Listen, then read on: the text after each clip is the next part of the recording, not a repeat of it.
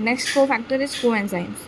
Coenzymes associate होते हैं apoenzyme से ओनली मतलब कुछ समय के लिए जब एंजाइम को एक्चुअली में कैटालाइज करना होता है कोई रिएक्शन, सिर्फ तभी आके कोएंजाइम्स एपोएंजाइम से ज्वाइन करते हैं। तो कह सकते हैं कि कोएंजाइम्स का एसोसिएशन एपोएंजाइम से is only transient and usually occurring in the course of catalysis.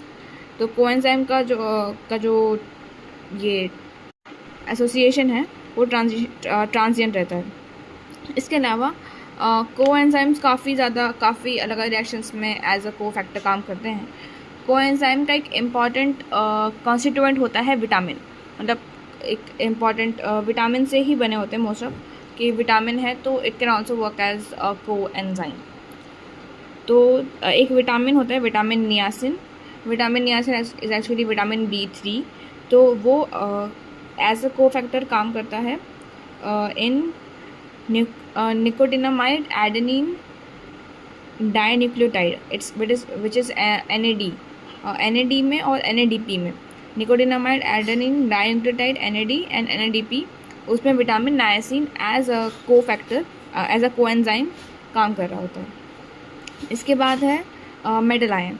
Metal ion is the only inorganic cofactor. मतलब अभी तक हमने जो प्रोस्थेटिक ग्रुप देखे थे और कोएंजाइम देखे थे, दे बोथ वर ऑर्गेनिक। अभी जो मेटल आयन है they are inorganic.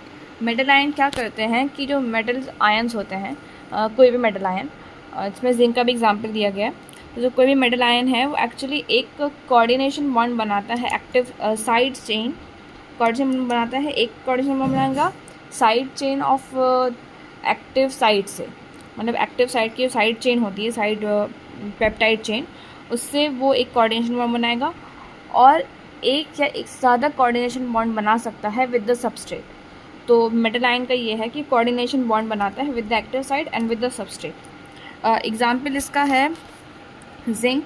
Zinc is a metal ion for the cofactor. Zinc is the metal ion use as a cofactor for the proteolytic enzyme carboxypeptidase. मतलब zinc is a cofactor and इसका जो enzyme है which is a proteolytic enzyme carboxypeptidase.